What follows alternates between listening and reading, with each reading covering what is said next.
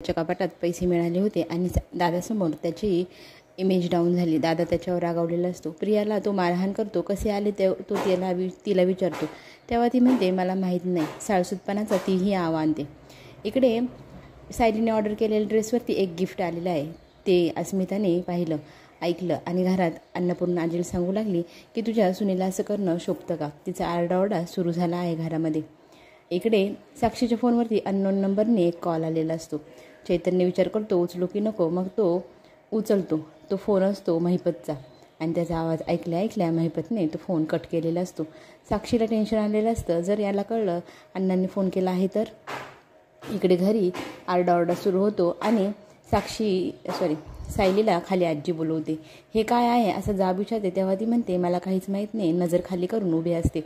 मग आजी अर्जुनला बोलवते आणि कानात त्याच्या बोलते अशा बेडरूममधल्या गोष्टी बाहेर आल्या नाही पाहिजे. आणि सगळीकडे हास्यविनोद सुरू होऊन जातो. आजी तू किती डॅशिंग आहे गं. तेव्हा ती म्हणते माझ्या नवऱ्याने मला सांगितलं आहे रूममधल्या गोष्टी अशा बाहेर आणायच्या नसतात. आणि सगळेजण हास्यविनोद करू लागतात आणि आनंद सगळ्यांमध्ये नांदत असतो. इकडे दुसऱ्या दिवशी अस्मिता सायलीला म्हणत असते अर्जुनसोबत तू रियुनियनला जाऊ नाही शकणार. कल्पना म्हणते का गं असं बोलते. माझी सून किती हुशार आहे. तेव्हा ती म्हणते तिथे इतके मोठे मोठे वकील आलेले असेल आणि ही गावंढळ तिथे जाऊन काय बोलणार. तिला काय बोलण्याचं माहिती तर पाहिजे ना. सगळ्यांसमोर इतकी रूढपणे बोलत असते आणि सायलीचा अपमान करत असते. तिचे डोळे पाण्याने भरून येतात. तितक्यात अर्जुन येतो. जोरात म्हणतो अस्मिताई ती काही वस्तू नाही मला मॅच करायला. ती माझी बायको आहे.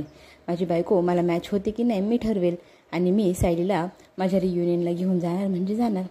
पुढे जे काय होणार ते पाहण्यासाठी लवली स्वरा चॅनल नक्की सबस्क्राईब करा म्हणजे नवीन व्हिडिओ तुमच्यापर्यंत लवकर पोहोचेल. धन्यवाद.